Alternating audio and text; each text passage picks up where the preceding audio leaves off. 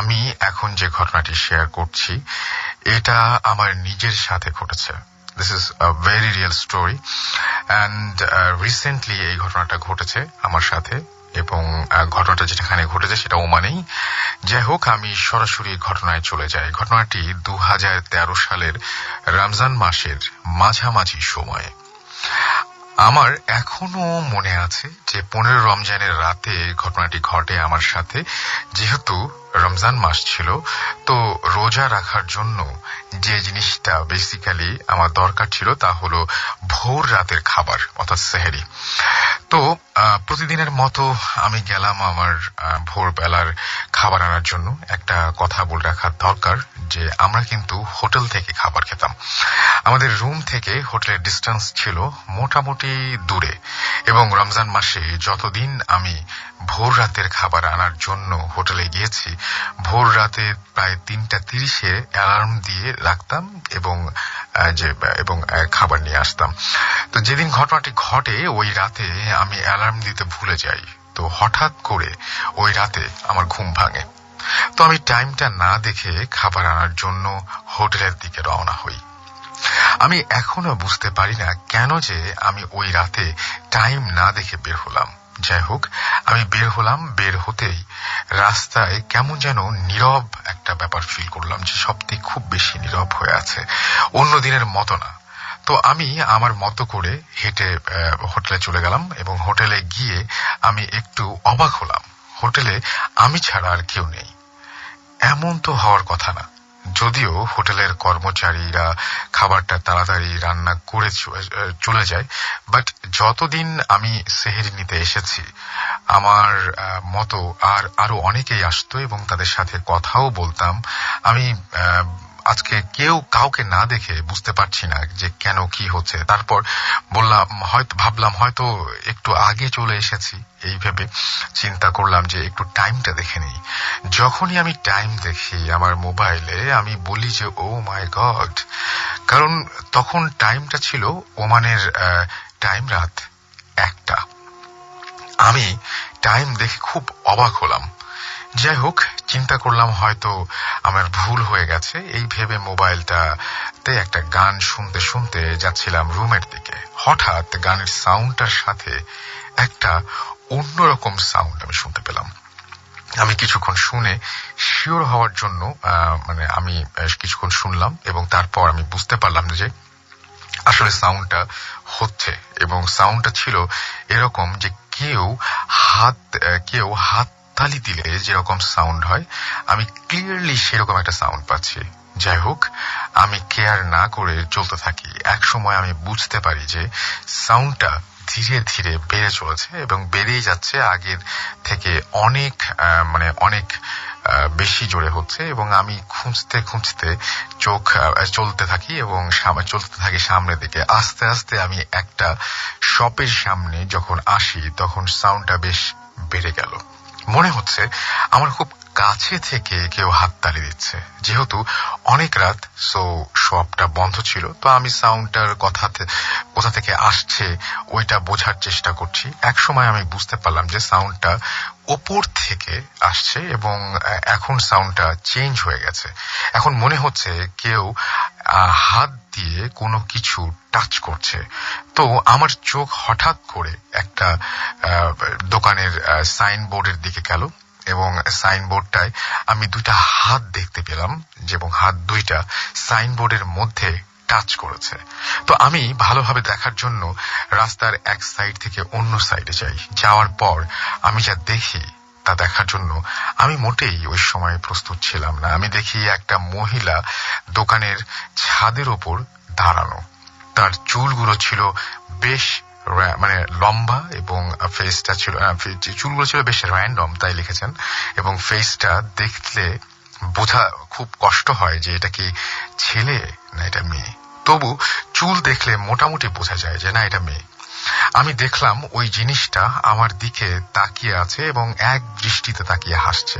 যখনই হাসছে আমি খুব ভয় পেলাম, এবং আমার এমন ভাবে তাকাচ্ছে মনে হচ্ছে যে আমি যেন তার চিরজন্মের শত্রু, এরকম ভাবে তাকাচ্ছিল। এবং চোখগুলো বেশ লাল ছিল, যেহেতু রাস্তার পাশে লাইট আছে প্রচুর পরিমাণে, তো আমি খুব ভালোভাবে দেখতে পাচ্ছিলাম। যাই হোক, আমি এর পরে যা দেখলাম, ওই জিনিসটা শূন্যের উপরে ভেসে একবার নিচের দিকে যাচ্ছে, একবার উপরের দিকে উঠছে, আর আমাকে ডাকছে তার কাছে।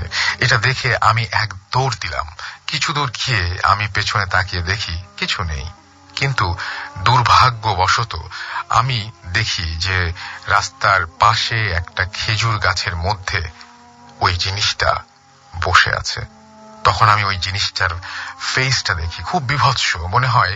শরীরে এক ফোঁটা মানে কোনো রক্ত নেই, কোনো এক ফোঁটা পরিমাণের ব্লাড নেই এই শরীরের মধ্যে। এবং এটা দেখে আমি এক দৌড়ে রুমে চলে গেলাম। পরে সকালে আমি আমার মাকে বললাম আমার জন্য একজন হুজুরের কাছে যাওয়ার জন্য। আমি প্রথমে কিছু বলি নাই, পরে উনি হুজুরের কাছ থেকে যা শুনেছেন তা হলো, কেউ একজন আমার পেছনে মানে জাস্ট একটা মানে মহিলা জিন বলি বা পরি বলি, সে আমার পেছনে লেগেছে এবং সে নাকি সব সময় আমাকে এভাবে ভয় দেখাবে। তারপর আমি মাকে সব খুলে বলি। আমি আজ পর্যন্ত এটার কোনো সলিউশন খুঁজে পেলাম না।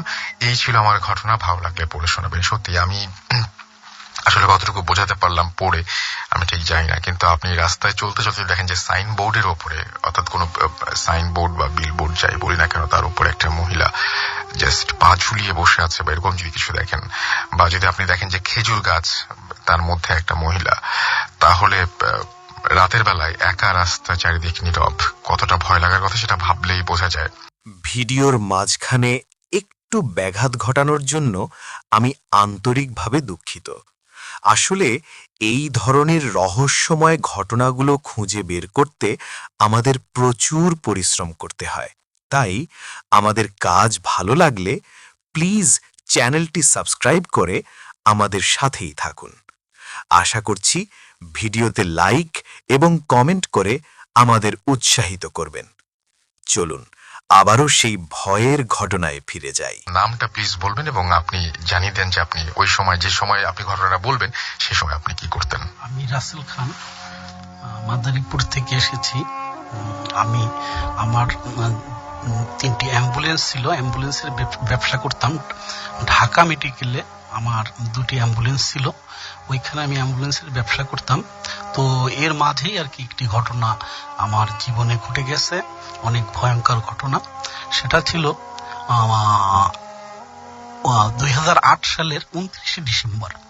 তো আমি বিকেলবেলা প্রতিদিন মানে অ্যাম্বুলেন্সের খোঁজ খবর নিতে তো বিকেলে চলে যাই ঢাকা মেডিকেলে। আমার বাসা আজিমপুর থেকে আমি রিক্সা নিয়ে ঢাকা মেডিকেলে চলে গেলাম। যখন আমি ইমার্জেন্সির সামনে গেলাম তখন ওইখানের অ্যাম্বুলেন্সের মালিকরা সবাই দাঁড়ায় এবং ড্রাইভাররা দাঁড়ায়, বিভিন্ন রোগী ওইখান থেকে বের হয় ওই ভাড়া ধরার জন্য। তো আমি যখন ওইখানে গিয়ে দাঁড়ালাম, দেখতে পেলাম একটা মানে অনেক বয়স্ক লোক, সে আর পিছনে তার ওয়াইফ খুব কান্নাকাটি করছে। তাদের একটা মানে তার মেয়ে মারা গেছে, আগুনে বার্নে মারা গেছে। তাকে মানে নেওয়ার জন্য তাদের কাছে ভাড়ার টাকা নাই। তার বাড়ি ব্রাহ্মণবাড়িয়া একটি গ্রামে, সেখানে নিবে, কিন্তু কোনো অ্যাম্বুলেন্সের ড্রাইভার বা মালিক কেউ রাজি হইতেছে না। তখন মানে তার কান্না এবং কাকুতি মিনতি দেখে আমি আমার ড্রাইভারকে বললাম যে বেচারা খুব সমস্যায় পড়ছে, গরিব মানুষ, টাকা নাই, তুমি গ্যাসের টাকা নিয়ে একে দিয়ে এসো।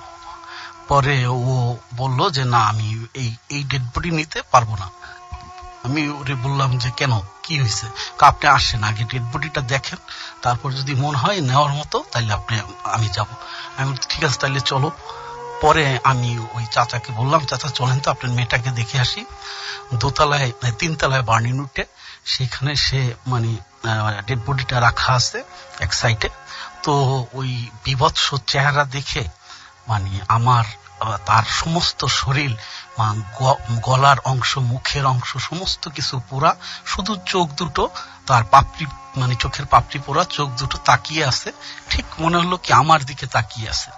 মানে এরকম মানে ভয়ঙ্কর দৃশ্য আমি দেখে আর দাঁড়িয়ে থাকতে পারলাম না। আমি ওইখান থেকে সাথে সাথে চলে আসলাম। তারপরে ওর মানে মা এবং বাবা আমার পিছ আর ছাড়লো না, যে বাবা দয়া করে আমার মেয়ের ডেড বডিটা একটু দিয়ে আসেন, আমি মানে আমার কাছে টাকা নাই, আমি খাইতে পারতেছি না, দুপুরের ভাত খাই নাই। এরকম অনেক কান্নাকাটি করার পর আমি আমার ড্রাইভারকে বললাম যে তুমি আমার তরফ থেকে 500 টাকা নাও, আর ওনাদের গ্যাসের টাকাটা নিয়ে ওনাদের দিয়ে আসো। তো ও বললো যে ভাই আমি একা যাইতে পারবো না, আপনার আর এক গাড়ির যে হেল্পার আছে ওরে আমার সাথে দেন। তো আমি বললাম যে ঠিক আছে, তাইলে তুমি ওরে নিয়ে যাও, ওরে নিয়ে তুমি এই ডেড বডিটা নিয়ে চলে যাও। পরে ও বললো ঠিক আছে তাইলে আমি যাচ্ছি। এই ঘটনা শেষ। আমি ইমার্জেন্সির ওইখানে সন্ধ্যা বন্ধ থাইকা চলে আসলাম। আসার পরে আমি ঢাকা মেডিকেলের নার্সিং ইনস্টিটিউট, হয়তো আপনারা চিনবেন, ওইখানে একটি বট গাছ আছে, ওইটার নিচে আমরা বসি, মালিকরা প্রায় সবাই বসে। তো এখানে বসে আমি বলতেছিলাম যে আসলে ঢাকা মেডিকেলে এতদিন আসলাম, 2 বছর হয়ে গেল ব্যবসা করতেছি, এখনো লাশ কাটা ঘরে কখনো যাইনি। তো আমার এক মানে মালিক উনি বললো যে লাশ কাটা ঘরে যাননি, কোন কি এত বছর হয়ে গেল, তো যান, চলেন। আমি বলছি চলেন যাই। তো ওইখানে ওরা বললো একটু পর যাই, ওই কাসেম মামারে ডাইকে নিয়ে আসি, যে আর কি লাশঘাটা ঘরের ওই বিভিন্ন ইটি নিয়ে দেয়, বয় বলে আর কি ওদেরকে। তো কাসেম মামা আসুক, ওর সাথে যাব। পরে আমি বললাম ঠিক আছে তাহলে থাকি। তো 9টার দিকে, মানে তখন রাত্রি 9টা, অনেক ঠান্ডা, শৈত্য প্রবাহ চলতেছে, মানে ঘুরু ঘুরু বৃষ্টি হচ্ছে হালকা হালকা।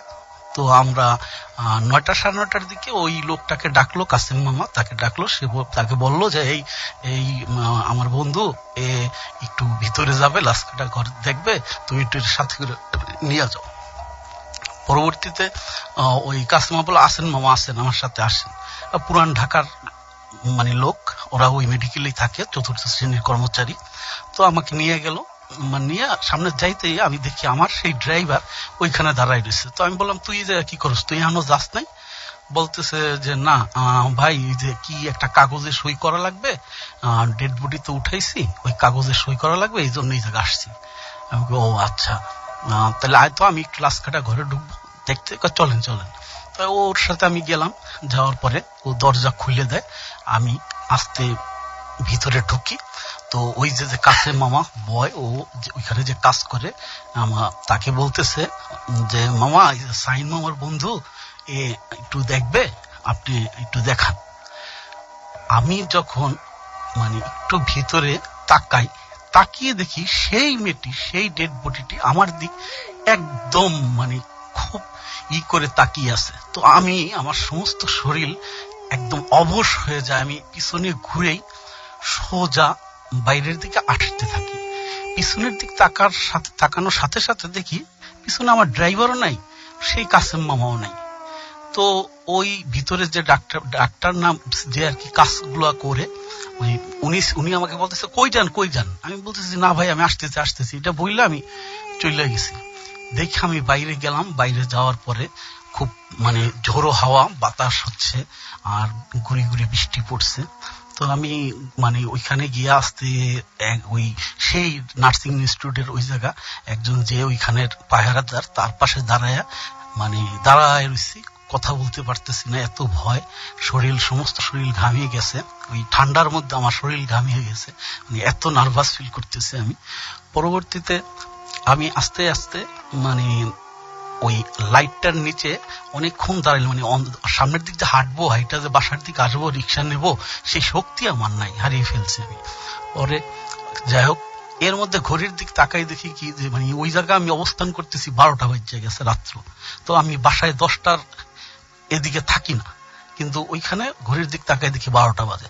পরবর্তীতে আমি আস্তে আস্তে একা হাঁটতে হাঁটতে আসছি শহীদ মিনারের যে মেডিকেলের গেটটা, ওইটার ওই পাশে আসছি, সামনে দেখি কোনো রিক্সা নাই।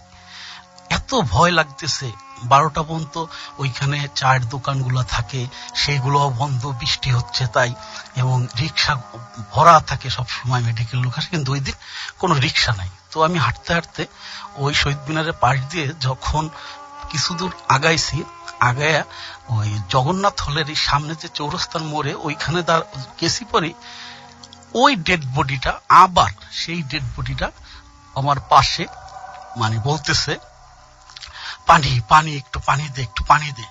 আমি কোনো দিক না তাকিয়ে মানে ওইটার দেখে যে দৌড় মারছি, এক দৌড়ে গিয়ে ওই জগন্নাথ হলের একটু সামনে, গেটের একটু সামনে গিয়ে দেখি একটা রিক্সা ওদিক থেকে আসতেছে। লাফ দিয়ে রিক্সাটায় উঠে বলি, চাচা আমাকে একটু দিয়ে আসেন, আজিমপুর ছাপড়া মসজিদ, আপনি টাকা জানেন, নিয়েন।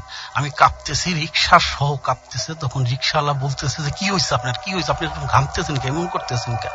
আমি, চাচা আপনি চালান, কোনো কথা বললেন না। চাচা চালাইতেছে চালাইতেছে, ঠিক জগন্নাথ হল পার হয়ে যখন ওই একটু সামনে আগাইছি, অন্ধকার, ওইখানে গেছি। আবার যখন আমি ঘুরে ডান দিকে তাকালাম, ওই ডেড বডিটা আইসা আবার আমার রিক্সার চাকা ধরার জন্য এবং হামাগুড়ি দিয়ে আগাচ্ছে আগাচ্ছে। তখন আমি আর নিজেকে ঠিক রাখতে পারলাম না, রিক্সার থেকে লাফ দিয়ে এক দৌড়ে পলাশী বাজারের ওই দোকানগুলো, যে চার দোকানগুলো, ওইখানে গিয়ে আমি বসে পড়লাম। পরে ওই পলাশী বাজারের লোকজন তারা মাথায় পানি পুনি দিয়ে অনেকক্ষণ পরে আমাকে বললো, আপনার কি হয়েছে, কি সমস্যা? বলছি, চাচা আমার সমস্যা হয়েছে ভাই, আমাকে একটু রিক্সায় উঠে দেন, আমি একটু আজিমপুর ছাপড়া মসজিদ ওইখানে যাব, ওইখানে আমার বাসা। পরে তখন রাত্র 2টা বেজে গেছে, আমি বাসায় চলে গেলাম। তারপরে 2 দিন মানে আমার অবস্থা খারাপ ছিল, কিন্তু আমি বাসায় কাউকে ঘটনাটি শেয়ার করি নাই, কারণ সবাই এটা শুনলে ভয় পাবে, এই জন্য আমি কাউকে শেয়ার করি নাই। এই ছিল আমার প্রথম ঘটনা। আচ্ছা, আপনি আরেকটা জিনিস বলছিলেন বারবার করে যে আপনি এই ঘটনাগুলো কখনোই কোনো সময় কাউকে বলেন না, এটার কারণটা কি? এটা কারণ হলো গিয়ে, আমার আর একটা ঘটনা আছে, আমার নানুর যে ঘটনাটা আমি আপনাকে একটু পরে শুনবো আমরা। হ্যাঁ, ওইটার কিছু ঘটনা ছিল, আমি শেয়ার করলেই আমার বিভিন্ন ক্ষতি হইতো, হয় অসুখ হইতো। এমন একটা সময় হয়েছিল যে আমার হাত পা মানে অবশ হয়ে গেছিল অনেক দিনের জন্য। তারপর ঢাকায় এসে চিকিৎসা করানো লাগছিল। আমি মানে আমার নানুর জীবনের এই জিন নিয়ে বাস্তব ঘটনা, অনেক অনেক ঘটনা, যেগুলার মানে সম্পূর্ণ সাক্ষী আমি, যেগুলো আমি সরাসরি দেখেছি এবং সরাসরি উপলব্ধি করেছি।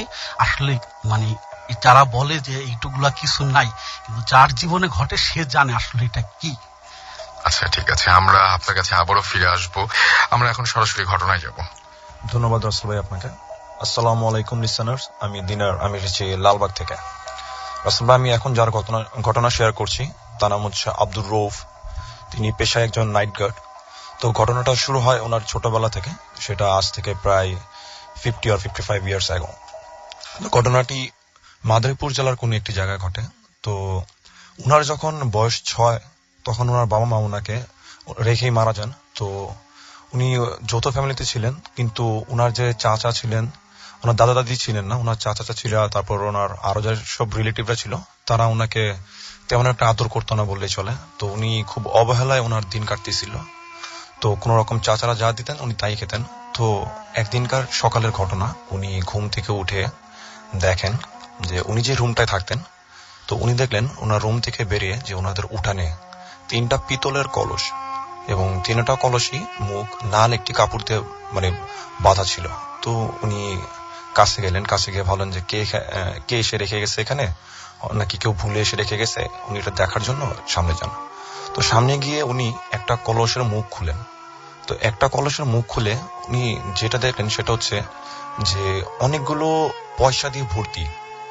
তো উনি এটা দেখার পর একটা পয়সা যখন উনি হাতে নিতে গেলেন, তখন সেই কলসের ভেতর থেকে একটি সাপের মতো বের হলো। তো এটা দেখে উনি সেখানে খুবই ভয় পায়, এবং ভয় পেয়ে উনি সেখানে সেন্সলেস হয়ে যায়।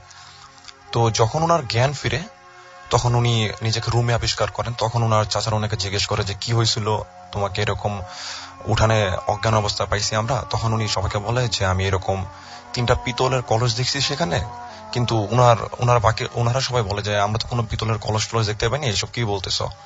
তো রাসেল ভাই, এটা দেখার পর থেকে উনি কিছুটা অসুস্থতা বোধ করতে লাগলেন, এবং তার কয়েকদিনের মাথায় তার মানে গুটি বসন্ত, যেটা চিকেন পক্স, তো ওনার সারা শরীরে ভরে গেল। তো এমন একটা অবস্থা হয় যে যেহেতু ওনার বাবা মা ছিল না পৃথিবীতে, তো উনি খুবই খারাপ একটা অবস্থায় ছিলেন। তো ওনাকে দেখার মতো কেউ একজন ছিল না। তো এভাবে ওনার দিন যেতে থাকে। তো এক সময় ওনার চাচা চাচিরা সবাই সিদ্ধান্ত নেয় যে ওনাকে তো আর এভাবে মানে রাখা যায় না, আর ওনার দেখভাল করার মতো কেউ নাই। তো গ্রামের কয়েকজন মিলে সবাই তাকে সিদ্ধান্ত নেয় যে তাকে মানে উনার এমন অবস্থা ছিল যে উনি মানে সবাই তার মানে বেঁচে থাকার আশাই ছেড়ে দিয়েছিলেন। তো সবাই ভাবলেন যে ওকে কোথাও রেখে আসি। তো ওনাদের বাড়ির পাশে একটা আম বাগান ছিল। তো উনার চাচারা মিলে সবাই মিলে ওনাকে ধরে সেখানে গিয়ে রেখে আসে। তো যখন ওনাকে রেখে আসে তো এর আগে ওনার গা থেকে খুব বিশ্রী গন্ধ বেরোচ্ছিল। তো উনি একেবারে নড়াচড়া করার মতো একটা অবস্থা ওনার ছিল না। তো উনাকে যেদিন বিকেলবেলা সেখানে সে আম বাগানের ভিতরে রেখে আসা হয়, তো সবাই তাকে রেখে চলে আসে। তো চলে আসার পর উনি বলল যেটা, যে উনি সেদিন রাতে লক্ষ্য করলেন যে একটা মহিলার মতো কেউ একজন তার পাশে মানে একটা ঘটি বা পানির পাত্র নিয়ে আসে তাকে মানে শো অবস্থা থেকে উঠিয়ে তাকে পানি পান করাচ্ছে। তো উনি ভাবলেন যে পরিচিত কেউ, কিন্তু উনি লক্ষ্য করলেন যে না, এখানে তো ওনার পরিচিত কেউ আসারই কথা না, কারণ ওনাকে দেখার মতো কেউ এখানে নেই। তো উনি সেই দিন যায়। তো তার পরের দিন সেম একই সময় সেই মহিলাটা আবার আসে। তো আবার এসে তাকে পানি পান করায়। তো এরকম 2 দিন যাওয়ার পর রাসেল ভাই উনি কিছুটা সুস্থতা বোধ করলেন। তো সুস্থতা বোধ করার পর উনি সেখান থেকে হেঁটে বাসায় চলে আসেন। তো এটা দেখার পর ওনার চাচা চাচি যারা ছিল সবাই খুব অবাক হয় যে ও কিভাবে হেঁটে ওইখান থেকে চলে আসলো। তো এভাবে ওনার কিছুদিন যেতে থাকে। তো উনি সুস্থ হয়ে ওঠেন।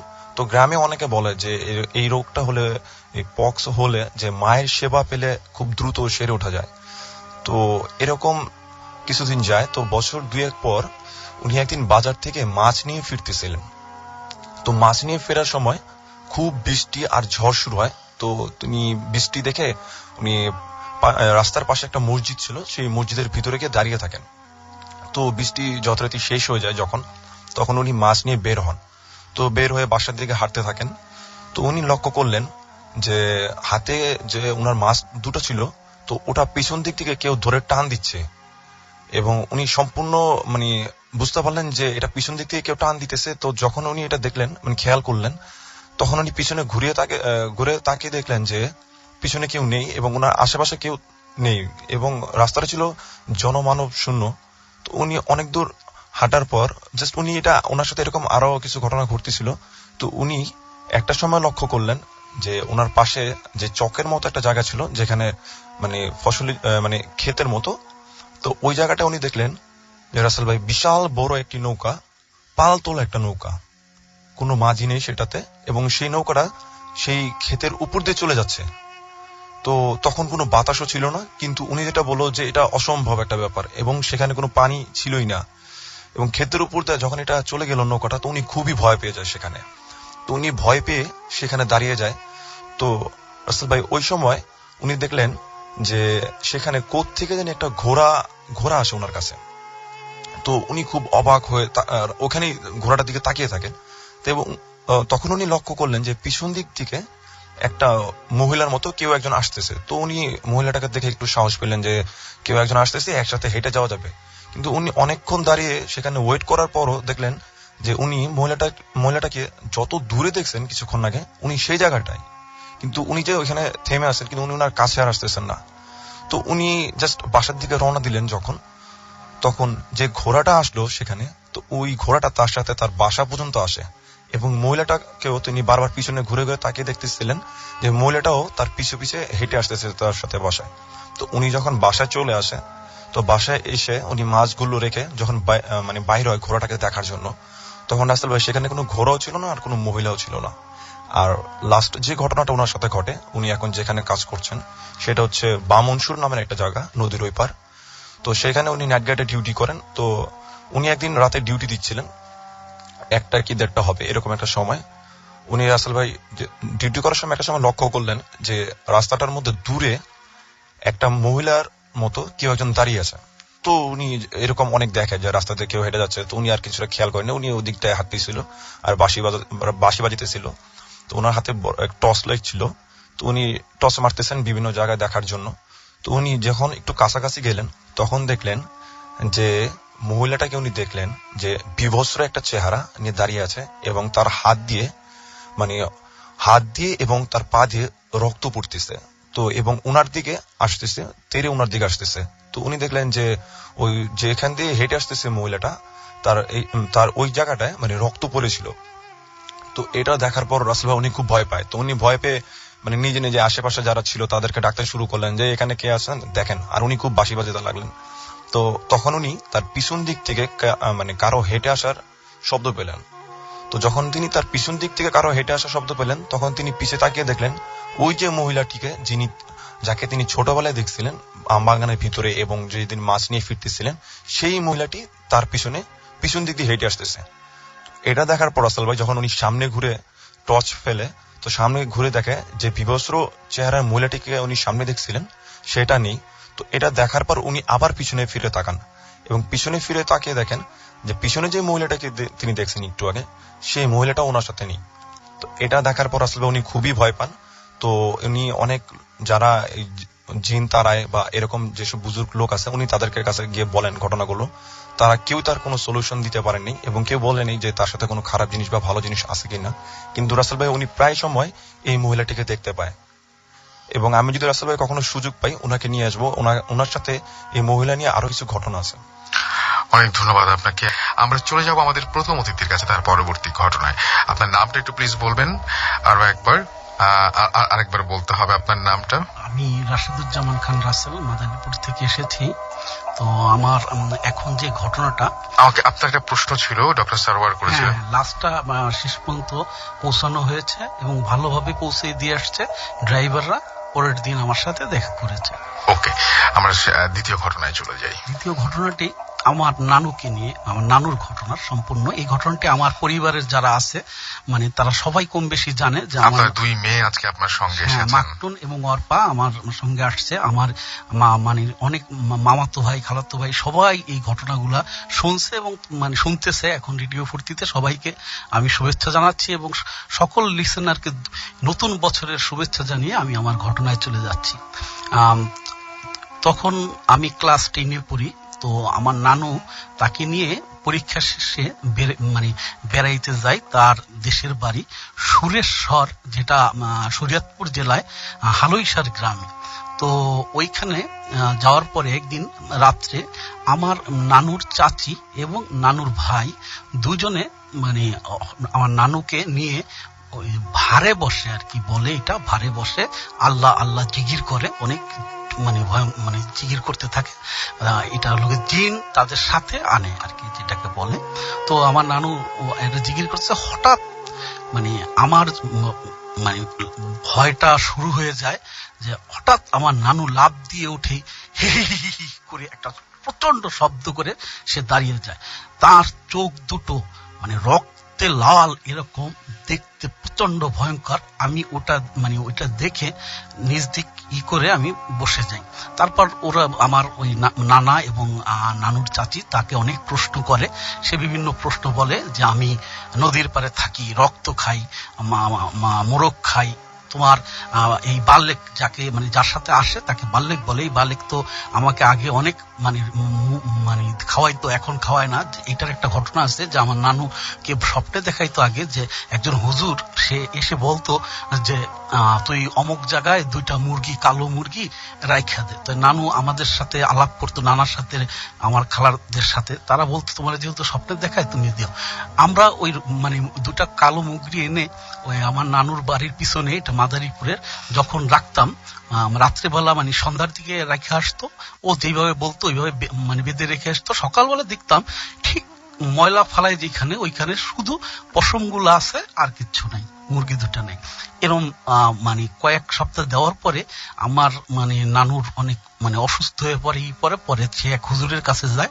পাশেই আমার এক মামাতো ভাই আরবাব এবং আদিয়াপ, ওরাও শুনছে কথা।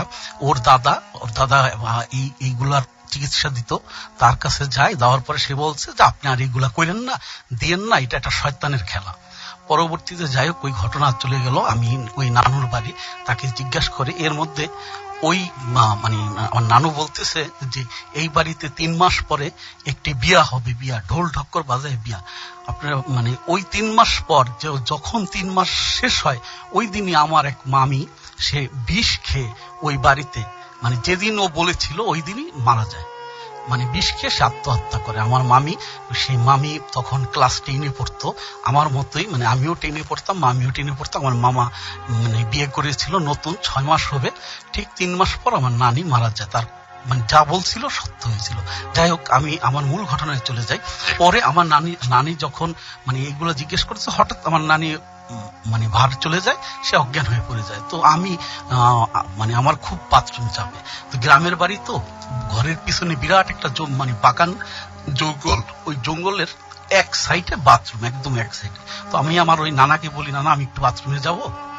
তো নানা আমাকে একটা হেরিকেন জ্বালিয়ে আমাকে নিয়ে যায় বাথরুমে, ওইখানে দিয়ে বলে তুমি ঢুকো, আমি সামনে আসি। তো আমি হেরিকেনটা বাইরে রেখে আমি বাথরুম শেষ করে আমি যখন বেরোই দেখি ওই নানা নাই, হেরিকেন ঠিক চলতেছে। তো আমি হেরিকেনটা নিয়ে একটু ভয়ে ভয়ে আগাইতেছি। যেই ঘরের সামনে আসছি দেখি আমার নানু বাইরে হাইটা যাইতেছে। তো এরকম অনেকবার হয়েছে আমার নানুর সাথে, যখন এটা ভার করে তখনই নানু ওই ঘরের থেকে বাইরে দৌড়ে যায় গিয়া। তো আমরা পিছ থেকে তাকে ধরে রাখতাম। আমি ওই দিনই স্বাভাবিক মনে করছি নানু মনে হয় বাইরে যেতেছি গিয়া। তো আমি নানুর পিছ দৌড় দিলাম। দৌড় দিয়ে গিয়া নানুকে যখন ওই বাড়ির উপরের মানে সামনে একটা বড় রাস্তা, মাটির রাস্তা কাটছে, ওইটা এখন পিচ ঢালি হয়ে গেছে, আগে অনেক বড় রাস্তা ছিল। ওই রাস্তা থেকে নানুর বাড়ির থেকে রাস্তায় উঠতে অনেকটা উপরে উঠতে হয়। তো আমি নিচ থেকে নানুরে যখন আমার মানে তার কাপড়টা ধরলাম, নানু কই যান দাঁড়ান, সে আমাকে একটা ধাক্কা দিল। আমি উড়ে মানে ওই রাস্তার আর এক পারে গিয়ে পড়ে গেলাম। মানে এত শক্তি ছিল যে আমি কাপড়টা ধরে রাখছি, আমাকে এক টান দিয়ে ফালাই দিয়ে নানু ওই রাস্তা দিয়ে নাইমা নদীর পার, ওইখান থেকে কিছু দূর আগাইলেই চারপাশে আখ খাত, ধান ক্ষেত, ওইটার মাঝখান দিয়ে পথ। ওই নদীতে আমরা সবাই ওই বাড়িতে বেড়াইতে গেলে গোসল করি, এবং ওই বাড়ি এবং এলাকার লোকজন ওই নদীতেই গোসল করে। তো তখন এত রাত্রে নানু হেঁটে হেঁটে ওই নদীর পারে চলে গেল, আমি তার পিছ মানে চিল্লাচিল্লি করতে করতে যাইতেছি। আমি যাইতে যাইতে দেখি নানু নদীর মাঝে মানে কিছু দূর হাইটা, ওই নদীর ভিতরে অনেক দূর হাইটা যাওয়া যেত, মানে বুক পর্যন্ত পানি ছিল। তারপরে আবার বড় নদী, পদ্মা নদী অনেক বড়। তো ওই নদীর মানে কিছু দূর গিয়ে সে ডুব দেয় আর বড় বড় মাছ উঠায় আর মাছ খায়। আমি বাইরের এই পারে দাঁড়ায় এত চিৎকার করতেছি, সে করে গিয়ে কিছুক্ষণ পরে ডুব দেয়, উঠে একটা মাছ খায়, আবার আমারে ফিক্কা মাইরা বলে, এই তুই খা। আমি বলতেছি যে নানু আমি মানে সব লোকজন ডাককে আনু, আপনি আসেন এমন করেন না, আসেন। অনেকক্ষণ ট্রাই করতেছি, কিন্তু সে আর আসতেছে না, সে খালি ডুব দেয় আর ওইটা করে।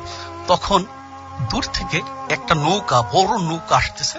নৌকাটার এক মানে রাসেল ভাই, নৌকার এক সাইডে যে ওরা রাত্রে সকালে ভাত রান্ধে এবং ওরা খায়, পরে পদ্মায় যায় মাছ ধরতে। তো ওই যখন আপনার ওই আগুন জ্বলতেছে, দেখতেছে, তখন আমি নানুরে বললাম, ওই যে নৌকার লোক আসতেছে, ওইটা দিয়ে আপনার এখন ওই আগুন দিয়ে আপনার এখন ধরামো। এটা বলার সাথে সাথে নানু করলো কি আস্তে সুন্দরভাবে উঠা আমার পাশ দিয়ে আবার হাঁটতে হাঁটতে বাড়ির দিক আসতেছে। তো আমিও তার পিছ হাঁটতে হাঁটতে বাড়ির দিক যাইতেছি। ঠিক যখন ওই রাস্তাটার কাছে গেছি, সে করলো কি মানে সে হলো হাঁটে, আমি হলো দৌড়াই। বিষয়টা এরকম, আমি পিছ দৌড়ে আর সে হলো হাঁটতে যায়, মানে সে এত স্পিড তার হাঁটায়। পরে ওই রাস্তার উপরে যখন উঠা আবার যখন নামতে গেছে, আমি একটু পিছনে। এরপর যখন আমি রাস্তার উপরে উঠছি দেখি কেউ নাই। আমি দৌড়ে গেছি, আস্তে আস্তে যাই ঘরের ভিতর যখন ঢুকলাম, ঘরে গিয়া দেখি রাসেল ভাই, আমার যেই নানু ওই যে জিন তার উপরে ভার করছিল, তারপর সে ঠাস করে শুয়ে পড়ে, সেই নানু সেইভাবে আছে শোয়া, সেই জায়নামাজটার উপরে, তার গায়ে কোনো ভিজা পানি পুনি কিচ্ছু নাই। আমি একদম আমার সমস্ত শরীর অপস হয়ে মানে আমি আর কথা বলতে পারি না। আমি আস্তে মানে নেমে আমি তখন চিন্তা করি যে আসলে সে আসলে ভিজা নদীর থেকে ডুবাইয়া তার এই অবস্থা। আমি অবাক হয়ে যাই। আমি আবার একটু পাশে ওই যেখানে তারা মানে গোসল করে আসা মহিলারা কাপড় পাল্টায়, ওইখানে আবার একটু হুকি দিয়া দেখতে যাই দেখি যে ওইখানে কাপড় চোপড় কোনো কিছু নেই। এই আমি ঘরে আসলাম আর আমি অজ্ঞানের মতো হয়ে আস্তে পড়ে গেলাম। ওইভাবে আমি 2 দিন ছিলাম। পরবর্তীতে আমাকে তারা এত ডাকছে উঠানের জন্য, আমি আর উঠতে পারি নাই। আমাকে মানে খাওয়ার জন্য ডাকছে, বিভিন্ন করছে তারা, এসে তুমি ভয় পাইছো নিয়ে জিজ্ঞাসা করতেছে। আমি কিছু বলার শক্তি আমার ছিল না। ওইখানে পরে আমার ওই জায়গা যে আমার নানু এরা সবাই যে ওইখানে জান শরীফ মৌলানার একটা দরবার শরীফ আছে, সুরেশ্বর পীরের বাড়ি বলে সবাই, ওইখানে আমাকে নিয়ে গিয়ে ওই জায়গা যখন একটা হুজুরের দিয়ে ঝাড়ফুঁক করে এবং গোলাপ জল আছে ওইটা পইরা আমার গায়ে পানি মারে, তারপরে আমি ওই সাথে সাথে আমার শরীর ভারও চলে যায়, আমি সুস্থ হয়ে তারপরে আমি মাদারীপুর চলে এসেছি। এই ছিল আমার ঘটনা। সকলকে ধন্যবাদ। আপনাকে অনেক ধন্যবাদ। আমরা চলে যাব আরো একটি ঘটনায়, এবং এই ঘটনাটি আমাদের সাথে শেয়ার করবেন ফারনান, এবং ফারনান এসছেন পুরান ঢাকা থেকে। তার কাছে আমি তার সেই ভয়ঙ্কর ঘটনাটা যেটা আমি শুনেছি আর কি, সেই ঘটনাটা শুনে ফেলি। হ্যালো লিসেনার্স, আমি ফারনান পুরান ঢাকা থেকে এসেছি। আর প্রথমেই রাসেল ভাই এবং মাসুম ভাইকে আমি জানাচ্ছি নতুন বছরের অনেক শুভেচ্ছা, এবং সেই সাথে রেডিও 14 যারা লিসেনার্স আছেন এবং ভূতে ফেমে যারা লিসেনার্স, তাদের সবাইকে জানাচ্ছি অনেক অনেক হ্যাপি নিউ ইয়ার। তো আজকে আমি সর্বপ্রথম যে ঘটনাটা শেয়ার করব সেটা হচ্ছে আমাদের পুরনো ঢাকার একটা ঘটনা, এবং একটা বাসার সাথে রিলেটেড এই ঘটনাটা। এবং এই বাসাটা এখন বর্তমানে কোথায় আছে সেটা এক্স্যাক্টলি আমি ঠিক জানি না, হয়তোবা সেটা শাখারি বাজার অথবা তাঁতি বাজারের কোনো একটা জায়গায় এখনো বাসাটা রয়েছে। কিন্তু বর্তমানে বাসাটা একটা 4 তলা বিল্ডিং, কিন্তু এর আগে বাসাটা একটা অনেক পুরনো একটা বাসা ছিল, এবং সেটাকে ভেঙে তারা এখনকার অবস্থায় নিয়ে আসে। আর এই বাসার মালিক যে ছিল এখনো অবশ্য মালিক আছে সেটার, উনি হচ্ছেন একজন পুরনো হিন্দু জমিদার। তো উনি ছিলেন একজন হিন্দু জমিদার, এবং ওনাদের বাসাটা যখন প্রথমে পুরনো ছিল কনস্ট্রাকশন করানোর আগে, তখন এই বাসাটার একটা স্পেসিফিক নাম সবাই জানতো, এবং এই বাসাটার নাম ছিল যে মন্দির আলা বাড়ি। কেননা বাসাটা অনেক পুরনো, অনেক দেয়ালগুলো অনেক পুরনো ছিল, দেখতেও প্রায় ব্রিটিশ আমলের বাসাগুলোর মতো ছিল। এবং সব থেকে যেটা মানে দেখার বিষয় ছিল সেটা ছিল যে মানে ছাদের উপরে, 3 তলা ছাদের উপরে যে ওদের যে চিলের কোঠা ছিল সেটার উপরে মানে 4টা গম্বুজের মতো ছিল, সেটা ঠিক মন্দিরের মতো। এই জন্য অনেকেই সেই বাসাটাকে মন্দির আলা বাড়ি নামেও ডাকতো। তো সেই বাসাটাকে যখন ভেঙে মানে কনস্ট্রাকশনের জন্য ফাউন্ডেশন দেওয়া হবে, ঠিক তখনই তারা যেটা পায় যে মাটি যখন খোঁড়া হয় ফাউন্ডেশন দেওয়ার জন্য, তখন তারা ওই বাসাটার নিচ থেকে প্রায় 60টা কুয়া পায়। এবং সব থেকে অবাক বিষয় ছিল প্রত্যেকটা কুয়াই ছিল তখন জীবন্ত। এত পুরনো দিনের বাড়ি, মানে জীবন্ত কুয়া পাওয়াটা মানে একটা অবাক বিষয় ছিল। এবং প্রত্যেকটা কুয়া থেকে নাকি প্রচুর পানি বেরোচ্ছিল। তো তারা তারপর এই কুয়াগুলোকে মানে মাটি দিয়ে ভরাট করে পরে সেখানে একটা বর্তমানে যে বিল্ডিং সেটাকে দাঁড় করায়। তো যখন এই বাসাটাকে ফার্স্টে বানানো হয়, তারপর যে বাসার যে মালিক, যে হিন্দু জমিদার ছিলেন, তারা সবাই বাসায় উঠে স্থায়ীভাবে থাকা শুরু করে। তো প্রথমে বেশ কয়েকদিন মানে কোনো সমস্যা হয়নি, বাসায় সব ঠিকই ছিল। কিন্তু একদিন হঠাৎ করে যে বাসার যে ওনার, সে হঠাৎ করে রাতে একটা অদ্ভুত স্বপ্ন দেখা শুরু করলো। এবং সেই স্বপ্নটা এরকম ছিল যে সে তার বাসার যে 4 তলার ছাদ, সেখান থেকে প্রত্যেকদিন রাতেই নাকি দেখতো যে তাকে কেউ একজন মানে গলা চেপে ছাদ থেকে ফেলে দিচ্ছে। এবং সেটা ছিল অনেক ছোট্ট একটা বামুনের মতো মানুষ, এবং তাকে গলা চেপে ফেলে দিত এবং তাকে বলতো যে তুমি কাজটা ভালো করনি। তো এরকম সে প্রায় অনেক দিন, প্রায় 7 থেকে 8 দিন একই স্বপ্ন বারবার দেখতো। কিন্তু তখন সে বুঝতো যে মানে হয়তোবা কোনো রিজন আছে এটার পিছনে, কেননা এই বাসাটা অনেক পুরনো দিনের ছিল, এবং তাদের যে বাপ দাদার যে মানে কোন একটা হয়তো সমস্যা আগে থাকতেই পারে। তো তারপর সে যেটা করলো যে বাসায় অনেক পুরোহিত ডেকে আনলো, তারপরে সে বাসায় অনেক পুজো দিল। কিন্তু তারপরে যেটা হলো যে এই স্বপ্নটা সে দেখা বন্ধ ঠিকই হলো, মানে সে আর এই স্বপ্নটা দেখলো না ঠিকই, কিন্তু কিছুদিন পর পর বাসার যে যারা যারা সদস্য ছিল তারা মানে হুটহাট করে কিছু ছোটখাটো অদ্ভুত অদ্ভুত জিনিস বাসায় দেখতো। এবং সেটা হচ্ছে যে অনেক সময় ছোট ছোট বাচ্চার কান্নার শব্দ সেই বাসা থেকে শোনা যেত হঠাৎ করে। এবং মাঝে মাঝে কেউ হয়তো বা যখন সিঁড়িতে উঠতো পড়ে দিয়ে, তখন দেখতো যে কোন একটা কালো ছায়া এপাশ থেকে ওপাশে চলে গেছে। এরকম অনেক ঘটনাই ভাইয়া মানে ওখানে তখন জানা যায়। এই ওই বাসাটা মানুষ যারা ছিল তারা দেখতো। আর সব থেকে বেশি কমন যেটা ছিল, যখন কেউ ওই বাসার রুমগুলোতে একা থাকতো, মানে সম্পূর্ণ একা, যখন লাইট অফ করে ঘুমাতে যেত, একটা অদ্ভুত শব্দ তাদের কানে আসতো, সেটা হচ্ছে কেউ অনেক জোরে জোরে নাক ডাকছে। এরকম অনেক কমন ঘটনাই বাসার যারা যারা থাকে তারা সবাই মোটামুটি ফেস করছে। কিন্তু এখন স্পেসিফিক একটা ঘটনা আমি শেয়ার করবো, সেটা হচ্ছে ওই বাসার 4 তলায় একটা খ্রিস্টান ভাড়াটিয়া ওঠে, মানে খ্রিস্টান দম্পতি ওঠে, তারা এই ঘটনাটা ফেস করে। এবং তারা যখন ফার্স্টে ওই বাসায় থাকা শুরু করে, প্রথম তারাও মানে কোনো সমস্যা আসলে কিছু একটা দেখেনি। কিন্তু একদিন রাত্রে নাকি যে হাজবেন্ড ছিল, মানে তারা হাজবেন্ড অ্যান্ড ওয়াইফ ওই বাসাটায় রাতে থাকতো, ওই রুমটাতে 4 তলার যে ফ্ল্যাটটাতে সেখানে থাকতো।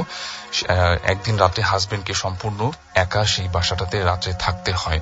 তো ঠিক যখন সে রাত্রে মানে তার রুমে ঘুমিয়েছিল, তখন প্রায় গভীর রাত্রের দিকে সে একটা অদ্ভুত শব্দ তার কানে আসলো। সেটা হচ্ছে যে হঠাৎ করে মানে পানি পড়ার শব্দ, ঝপঝপ ঝপঝপ করে পানি পড়ার শব্দ। তখন সে চিন্তা করলো এত রাত্রে মানে পানি কোত্থেকে আসবে। সে ভালো মতো শব্দটাকে শুনলো এবং সে দেখলো যে এটা আসলে বাইরে থেকে না, এটা হচ্ছে তার রুম থেকে আসলে আসতেছে এবং এই শব্দটা তার পাশের রুম থেকে আসতেছে, সেটা তার বাথরুম থেকে আসতেছে। মনে হচ্ছে কেউ সেই বাথরুমে গোসল করছে এবং সেই গোসল করাটা এমন যে ভাইয়া যে কেউ যদি মগ থেকে পানি নিয়ে বালতি দিয়ে গোসল করে ঠিক যেরকম শব্দ হবে, ঠিক সেরকম ঝপঝপ করে শব্দ হচ্ছে একটু পরপর। সে তখনও মানে কিছু বুঝতে পারেনি আসলে কি হচ্ছে। সে চিন্তা করে যে আমি পাশের রুমে যেয়ে দেখি, কেননা বাসায় তখন একদম খালি ছিল, তার ওয়াইফও বাসায় ছিল না। এই শব্দ কোত্থেকে আসবে আসলে। সে বাথরুমের সামনে গেল এবং দেখলো যে বাথরুমের গেটটা অর্ধেক ভেড়ানো এবং বাথরুমের লাইটটা তখনও জ্বলছিল। এমনকি সে যখন বাথরুমটা থেকে 2 হাত দূরে, ঠিক তখন তার মনে হচ্ছিল যে বাথরুমের ভিতরে কেউ দিব্যি গোসল করছে। পানির ঝপঝপ শব্দ সে তখনও শুনছিল, কিন্তু যখন সে বাথরুমের গেটটাকে ধাক্কা দিয়ে সরালো, সে দেখলো যে ভিতরে কিচ্ছু নেই এবং ফ্লোরটা সম্পূর্ণ শুকনা। 1 ফোঁটা পানিও সেই ফ্লোরে ছিল না এবং বালতিগুলো সম্পূর্ণ উল্টানো ছিল। তো এটা দেখার পরে সে বেশ ঘাবড়ে গেল। আর এই বাসার কিছু কিছু স্পেসিফিক ঘটনাগুলো সে আগে থেকেই জানতো এবং সে তখন ভয় পাওয়া শুরু করলো যে ব্যাপারটা কি আসলে, এই শব্দ আমি কোত্থেকে পেলাম। সে সাথে সাথে বাথরুমের গেটটা লক করে দিল এবং লাইটটাকে অফ করে তার পাশের রুমে সে ঘুমাতে চলে গেল। সে বেশ কিছুক্ষণ ঘুমালো। ঠিক তার কিছুক্ষণ পরে আবারও একই ধরনের শব্দ আবারও সে শুনতে শুরু করলো, সেই পানির ঝপঝপ শব্দ, এবং মনে হচ্ছে কেউ আবারও সেই বাথরুমে আবারও গোসল করছে। কিন্তু এইবার আর তার সাহস হলো না। সে চিন্তা করলো যে না, এইবার আমি আর পাশের রুমে যেয়ে দেখবো না। এখানে আমি আরেকটা কথা বলবো, মানে সে যে বেডরুমটাতে ঘুমাচ্ছিল তার রুমে আমরা যে ডিম লাইট যেটাকে বলি, সেই রকম একটা লাইট জ্বালানো ছিল তার রুমে, মানে ঘুটঘুটে অন্ধকার ছিল না। আর তার যে বেডটা ছিল সেটা হচ্ছে আপনার অনেক উঁচা এবং নিচে যে খালি জায়গা থাকে, মানে বক্স খাট না, এরকম একটা বেডে সে ঘুমাচ্ছিল, মানে নিচে খালি জায়গা। তো সে চিন্তা করলো যে না, এবার আমি আর পাশের রুমে মানে খাটটা অনেকটা এরকম যে খাটের নিচে ঢোকা যায়। হ্যাঁ রাইট, হ্যাঁ এরকম, মানে এরকম পুরান ঢাকায় আমাদের এরকম খাট এখনো রয়েছে। ওকে। তো সে চিন্তা করলো যে না, আমি আর পাশের রুমে যেয়ে দেখবো না। আর সে তার মানে সে সাহসটা হারিয়ে ফেলছিল। সে চিন্তা করলো যে না, আমি একদম আমার বেডরুমের দরজা খুলে একদম নিচে চলে যাব, মানে নিচে গিয়ে কাউকে যদি পাই তখন কাউকে ঘটনাটা শেয়ার করব, মানে একা শেয়ার থাকতে পারতেছিল না ভয়ে। তো সে যেটা করলো যে খাট থেকে যখন সে নামতে যাবে তখন সে যেটা দেখলো যে তার খাটের নিচ থেকে 2টা পায়ের পাতা বের হয়ে আসে এবং সেটা অনেকটা এরকম যদি খাটের নিচে কোনো একটা লাশকে রেখে দেওয়া হয় এবং সেটা যদি 2টা পায়ের পাতা বের হয়ে থাকে ঠিক যেমন দেখাবে ঠিক সেরকম। আর ওই 2টা পায়ের পাতা এত মোটা ছিল এবং কালো ছিল যে মানে সেটা দেখে প্রচুর ভয় পেয়ে গেল এবং তার মুখ দিয়ে একটা কথাও বের হচ্ছিল না। সে ডিম লাইটের মৃদু আলোয় এই জিনিসটা দেখার সাথে সাথে বিছানা থেকে নামার সাহস আর পেল না। সে বিছানায় তার একটা কম্বল ছিল, সেই কম্বলটা মানে মুখের উপরে নিয়ে রাখলো যাতে আর কিছু সে দেখতে না পারে, কোনো কিছু যদি আরো ঘটে সে যাতে এগুলো দেখতে না পারে। এবং সে যেটা করলো যে একটু পরে যখন সে কম্বলটা তার মুখ থেকে সরাতে যাবে তখন দেখলো যে সেটা সরানো যাচ্ছে না। মনে হচ্ছে তার উপরে কেউ চেপে বসে আছে, কোন একটা অশুভ শক্তি তার উপরে চেপে বসে আছে এবং তাকে দম আটকিয়ে মেরে ফেলার চেষ্টা করতেছে। তখন সে প্রচুর মানে চেষ্টা করলো নিজেকে ছাড়ানোর, সে কিছুতেই নিজেকে ছাড়তে পারলো না। সে অনেক মানে যেটা করলো যে অনেক মানে নিজেকে বাঁচানোর চেষ্টা করলো, কিন্তু কোনোভাবেই সে আর মানে রেহাই পেল না। হঠাৎ একটা সময় তার আর কিছু খেয়াল নেই তার সাথে কি হয়েছিল, এবং যখন ভোর হয় ঠিক ভোরের দিকে সে যখন দেখে যে সে তার রুমের মেঝেতে পড়ে আছে এবং তার রুমের যা যা আসবাবপত্র ছিল, বিছানার চাদর, এগুলো সবকিছু মানে এলোমেলো, মনে হচ্ছে রুমটার ভিতরে এসে কেউ মানে সবকিছু তছনছ করে গেছে এরকম মনে হচ্ছে। এবং সবকিছু প্রত্যেকটা জিনিস ভাই মানে ওলট পালট করা ছিল তখন, মানে রুমের ভিতরে মনে হচ্ছে কেউ মানে এই রুমে থাকাটা মানে কেউ পছন্দ করতেছে না, এরকম কিছু একটা। এর পরদিন সেই বাসার মালিককে এই ঘটনাটা জানায় এবং সেইখান থেকে মানে তার মানে যা যা ছিল সেখান থেকে মানে সে আর থাকে নাই, সে বাসাটা আর ভাড়া থাকে না এবং সেখান থেকে সে চলে যায়। এই ঘটনাটা আমাকে ওই শাঁখারী বাজারের এক পরিচিত এক লোক আমাকে শেয়ার করে, তো ওই ঘটনাটা আমি শেয়ার করলাম। অনেক ধন্যবাদ ফারনান আপনাকে, এবং আশা করছি যে আপনাদের প্রত্যেকেরই এই ঘটনাটি অনেক বেশি ভালো লেগেছে। আমরা এখন আবার নেক্সট ঘটনায় চলে যাব এবং এই মুহূর্তে আমাদের সঙ্গে জয়েন করছেন বাবু ভাই। তিনি তার জীবনের ঘটনাগুলো বলবেন এবং আমরা সরাসরি চলে যাচ্ছি তার কাছে। Thank you, Russell Bhai, and Happy New Year to everyone, all the listeners. আজকে যে ঘটনাটা বলবো সেটা হচ্ছে আমার এক ফ্রেন্ড, ওনার নামটা সঙ্গত কারণে বলতে চাচ্ছি না। ওনার বাসা হচ্ছে মিরপুর পাইকপাড়ায়, এবং ওনার বাসায় ঘটে যাওয়া কিছু ঘটনা এবং বাসা নিয়ে আর কি। তো ওনার বাসাটা হচ্ছে মিরপুর পাইকপাড়ায়। এটা বেশ পুরনো বাসা বলা চলে, প্রায় 40 ইয়ার্স এর কাছাকাছি আর কি বাসার বয়স। তো বাসাটা প্রথম দিকে এটা কোনো হন্টেড কোনো ঘটনা ছিল না, এটা নর্মালি ছিল। তো ওনারা ওই বাসার মধ্যে একটা গাছ লাগান। তো গাছ লাগানোর পরে মানে গাছটা সম্ভবত কামরাঙা গাছ হয়তো, হ্যাঁ, এই গাছটা লাগানোর পর গাছটা বড় হওয়ার পর থেকে যত ভৌতিক জিনিসপত্র শুরু হয় বাসায়, মানে সামথিং লাইক স্পুকি টাইপের কিছু ঘটনা ঘটে। তো এর মধ্যে বাসাটার প্রথম ঘটনাটা যেটা বলি, ওনার চাচা ওই বাসায় থাকতো এক সময়। তো চাচা প্রায় রাতে একটা জিনিস ফিল করতো, একটা রুম ছিল, রুমটার মধ্যে শোয়ার পরে, আর যেটা আমাদের মাসুম ভাই মাঝে মাঝে ফিল করে স্টুডিওতে, যে উনার বুকের উপরে মনে হতো হঠাৎ মানে ভারী কোনো মানুষ, মানে লোমশ কোনো মানুষ এসে ওনার বুকে উঠে বসতো এবং ওনার হাত পা টেনে ধরতো। হ্যাঁ, এটা তো অনেকে আবার ওই যে বোবা ধরা বলে, কিন্তু আমি অনেক কিছু শুনেছি ঠিক জিনিসটা এমনও নাকি না। না, এবং ওই চাচা উনি সজ্ঞানে থাকতেন। উনি যখনই ওনার বুকে, এবং উনি মানে স্পেসিফিকলি বর্ণনা করছে যে যে উঠে বসতো সে বেশ বড় টাইপের একজন মানুষ, লোমশ টাইপের, এবং ওনার বুকে উঠে পড়ে ওনার হাত পা টেনে ধরে রাখতেন। উনি একটু নড়তে পারতো না, শব্দ করতো, এবং মানে প্রচন্ড উনি গড় গড় করে শব্দ করতো, বাট নড়তে পারতো না। এনিওয়েজ, তো উনি তখন শেষ পর্যন্ত বিরক্ত হয়ে যেটা করে, আপনার কাজের মানুষ যারা আছে বাসার, এরকম দুটো কাজের মানুষকে বলতো, তোমরা আমার বাসার আমার রুমের বাইরে থাকবা, আমার যদি এরকম ফিল হয় তোমরা যখন গোঙানি শুনবা তখন এসে আমাকে ঘুম থেকে উঠাবা। এবং কাজের মানুষ এরকম কয়েকবার করছে কাজটা। সেটা করার পরে দেখা যাচ্ছে যে একদিন উনি ভয়ঙ্কর কিছু ওনার সাথে ঘটে। ওই দিন উনি একলা ছিল ওই বাসায়, এবং এই ঘটনা পর থেকে উনি বাসা থেকে চলে যায়, এবং ওই বাসায় উনি আর কখনই আসে না। এখন ওনাকে দেখা করতে আসলে দূর থেকে আসে, 1 ব্লক দূরে গাড়ি রেখে উনি ওখানেই ডাকে, ওখানে কথা বলতে ওখান থেকে চলে যায়, বাসায় আর ঢোকে না। তো বুঝতে পারছেন, একজন বয়স্ক মানুষ, তিনি বাসায় আর ঢোকে না। So there is something very bad spooky happen to him, যেটা উনি কারোর সাথে আলোচনাও করে না এখন। তো যেটা হয়, একদিন ওই বাসায় আমাদের ফ্রেন্ড বিয়ে করেন, ভাবি দেশের বাইরে থাকেন। তো ভাবি যখন বাসায় আসেন, একদিন রাতে ওনারা ছাদে যান সন্ধ্যার সময়। ছাদে কিছুক্ষণ সময় কাটায় গল্প করে, যখন সন্ধ্যা হয়ে আসতেছে তো এই সময় বাসায় নামে। তো যখন নেমে আসছে ওনারা দুজন, তো মনে হচ্ছে যে ওনাদের মাঝখান থেকে একটা বাতাসের মতো কিছু একটা প্যাস করে গেছে। তো এটা প্যাস করে যাওয়ার পর ওনার ভাবির কাছে একটু স্পুকি লাগে ব্যাপারটা, মানে কেমন যেন লাগে ওনার কাছে, মানে গা শিরশিরানি একটা ব্যাপার। তো ওনারা যখন নেমে আসে, সিঁড়ির গোড়ায় দেখা হয় ওনার এক চাচার সাথে। তো তিনি বলেন যে, তোমরা উপর থেকে আসছো, তুমি দাঁড়াও। উনি খুব পরেশগার টাইপের মানুষ। উনি যেটা করে, ভাবির কপালে হাত দিয়ে দোয়া করে একটা ফু দেয়। তো ফু দেওয়ার পরে উনি বলে যে, কি হয়েছিল, আপনি কেন, এটা কি হলো, এর ফু দিলেন কেন, কি ব্যাপার? তো বলে যে, মা, তোমার সাথে একটা অশরীরী জিনিস চলে আসছিল উপর থেকে, তো এরকম সন্ধ্যার সময় যাবা না ছাদে বলে উনি তারপর বলে, যাও, এখন যাও বাসায়। তো উনি অ্যাপার্টমেন্টে আসে।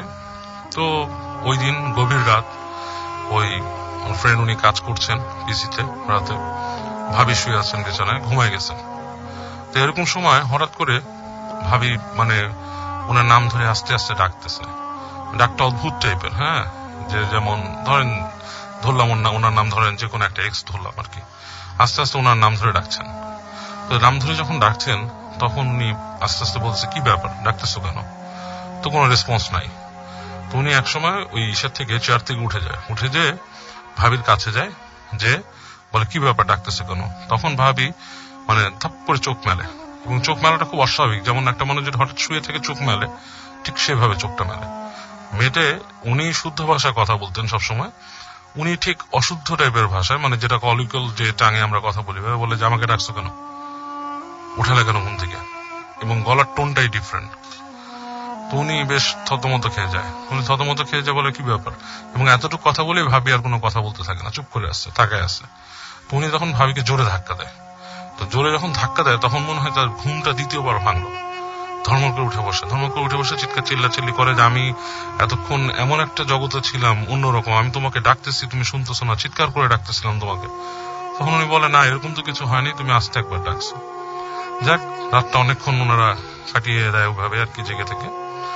তো ভাবি তো পরে ওখান থেকে চলে যায়, কিন্তু ওই বাসায় আর ঘটনা ঘটে। ওই বাসাটাতে ওনার এক ফ্রেন্ড, ওই বাসায় এই ধরনের ঘটনা যেহেতু ঘটে এবং অনেক সময় অনেক অনেক শব্দ শুনে, এটা শুনে, তো ওনার এক ফ্রেন্ডকে উনি এই ঘটনাগুলো বলতো যে আমাদের বাসা, ফ্রেন্ড মানে অনেকের সাথে আলাপ করতো, আমাদের সাথে আলাপ করছে। তো বললো যে এরকম আমার বাসায় এরকম এরকম ঘটে। সেই তো একটা ফ্রেন্ড একদিন বলছে, তোর বাসায় কি আছে, সব ফালতু এসব জিনিসের কোনো বেল নাই, হ্যাঁ আমি এগুলা কেয়ার করি না, ভয় পাই না, যাবো তোর বাসায়। তো একদিন ওই ফ্রেন্ড আসছে বাসায় দিনের বেলা, তখন এসে বাসায় ঢুকছে। ঢোকার পরে ওনার যে রুমটা, ওনার অ্যাপার্টমেন্টটা, উনি ওখানে একাই থাকেন আর কি। তো ওখানে ঢুকছে, ঢুকে বসে ল্যাপটপে কাজ করতেছে ফ্রেন্ডটা। তার ওই বাসায় ঢোকার সময় নাকি ফ্রেন্ডটা বলছিল যে এই বাসায় কি আছে, জিন আছে না কি আছে, আমি এগুলা দেখতে চাই, তোরা পারলে আমার কিছু করিস, এরকম কিছু কথা বলে ফ্রেন্ডটা ঢুকছিল। তো ঢুকে ল্যাপটপে কাজ করতেছে বসে বসে। তো এই সময় হঠাৎ করে সে শোনে আর কি, এটা হচ্ছে পরে ফ্রেন্ডের কাছ থেকে শোনা ঘটনাগুলো, কিন্তু ফ্রেন্ডটা শুনে যে জানলার মধ্যে কেউ টোকা দিচ্ছে, টক টক টক টক করে টোকা দিচ্ছে, আর বলতেছে আমাকে ভিতরে ঢুকতে দাও, একটা মেয়ের গলা। তো এটা যখন শুনছে, শোনার পরে সে করছে কি, একটু চিন্তায় পড়ছে যে কি এখানে, এবং জানালা যেখান থেকে টোকা মারতেছে ওই জায়গাটা রাসেল ভাই একটা মানে ফাঁকা জায়গা, দুই পাশে আপনার ব্যারিকেড দেওয়া, তালা মারা আর কি, গ্রিল দিয়ে আটকানো, ওখানে যাওয়ার কোনো উপায় নেই আর কি, কোনো মানুষ নর্মালি ঢুকতে পারবে না তালা না খুলে।